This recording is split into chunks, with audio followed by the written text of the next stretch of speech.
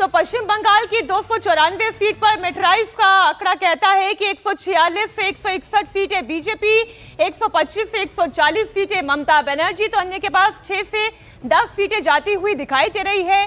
चाहे vote share की बात करें वो बीजेपी का बढ़ा है, सीट की बात करें वो बीजेपी का बढ़ा है। दक्षिण बंगाल जहां ममता बनर्जी का दबदबा है वहां पर भी बीजेपी का दबदबा बढ़ रहा है। तो बीजेपी को 4 मई का बेसब्री से इंतजार है। बंगाल को लेकर के बीजेपी नेताओं का दावा यह है कि एग्जिट पोल से भी बेहतर रिजल्ट आने वाले हैं। यूपी के डिप्टी सीएम केशव प्रसाद मौर्य ने कहा कि 4 मई को बीजेपी बंगाल में एक नया इतिहास रचेगी। तो वहीं ब्रजेश पाठक का कहना है कि बंगाल में बीजेपी प्रचंड बहुमत के साथ आ रही है। यूपी में कैबिनेट मंत्री स्वतंत्र देव सिंह का दावा है कि बंगाल से असम तक बीजेपी की सरकार होगी। जनता पार्टी सेवा कर रही है, संघर्ष कर रही है, जनता के लिए बहुत काम किया, उसी का परिणाम है कि अभी एग्जिट पोल से भी शायद जब 4 मई को गिनती होगी उससे भी अच्छे रिजल्ट आए। कि पश्चिम बंगाल में भारतीय जनता पार्टी प्रचंड बहुमत के साथ आ रही है, ये एग्जिट पोल में दिख रहा है और मतदान के बाद मतगणना का इंतजार करिए। प्रचंड बहुमत के साथ पूरे देश में कमल खिल रहा है। बंगाल से लेकर आसाम तक चारों तरफ सरकार बीजेपी की बन रही है। तो अगर एग्जिट पोल के नतीजे सही निकले तो पश्चिम बंगाल में टीएमसी का किला ढहने जा रहा है। बीजेपी पिछले चुनाव में पूरा जोर लगाने के बावजूद 77 सीट ही जीत पाई थी। उसके बाद 2024 लोकसभा चुनाव में टीएमसी बीजेपी पर भारी पड़ी थी, पर इसके बावजूद बीजेपी पूरे जोर शोर के साथ पश्चिम बंगाल में विधानसभा चुनाव में उतरी। उसने अपनी रणनीति बदली। तो आइए दीपिका बताइए वो 5 कारण कौन से हैं जिनकी वजह से पश्चिम बंगाल में बीजेपी पहली बार सरकार बना सकती है।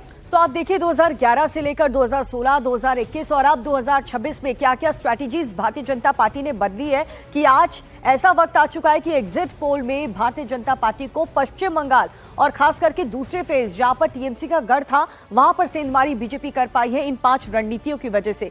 आपको बता दें अगर बंगाल में बीजेपी सरकार बनी तो सबसे बड़ा मुद्दा एसआईआर बनेगा। एसआईआर के दौरान बंगाल में करीब 91 लाख वोटर्स के नाम कटे हैं।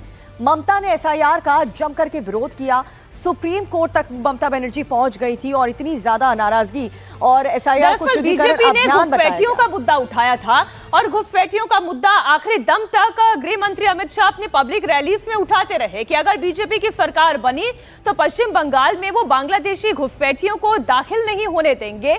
और एसआईआर को एक शुद्धिकरण का अभियान के तौर पर उन्होंने पश्चिम बंगाल में प्रोजेक्ट किया।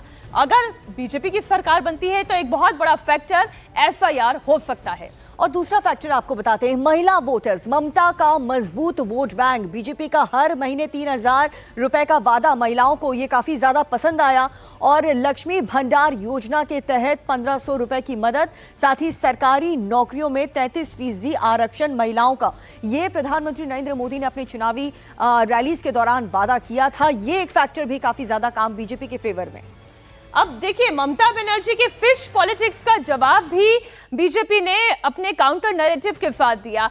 पश्चिम बंगाल के जितने नेता थे वो क्या कह रहे थे कि अगर पश्चिम बंगाल में बीजेपी की सरकार बन गई तो फिर वो मछली खाना बंद कर देगी और मछली तो बंगाल की संस्कृति का हिस्सा है। तो इस फिश पॉलिटिक्स का जवाब भी देखिए बीजेपी ने कैसे दिया। बीजेपी के नेताओं ने मछली खाते हुए ना सिर्फ अपनी फोटो पोस्ट की, डिस्कशन हुआ, रोहू मछली, कतला मछली, पता नहीं किन किन तरह की मछलियों की बात होने लगी। हेमंता बिस्वा शर्मा ने कहा कि 4 मई के बाद मैं 1 किलो मछली खा के दिखाऊंगा, माछेर झोल चावल के साथ उन्होंने कहा, माछेर झोल और भात। बीजेपी ने कहा कि टीएमसी के दिल में काबा मदीना है। बीजेपी ने जय मां काली नारे को अपने प्रचार से जोड़ा। बंगाल के दिल में केवल मां काली और दुर्गा है, काबा बना मां काली का नैरेटिव जो मुख्यमंत्री योगी आदित्यनाथ ने भी वहां जाकर गढ़ा। तो ये तीसरा फैक्टर आपको बताया। अब चौथा फैक्टर आपको बताते हैं। आरजीकर मेडिकल कॉलेज का ये मुद्दा काफी ज्यादा संवेदनशील मुद्दा।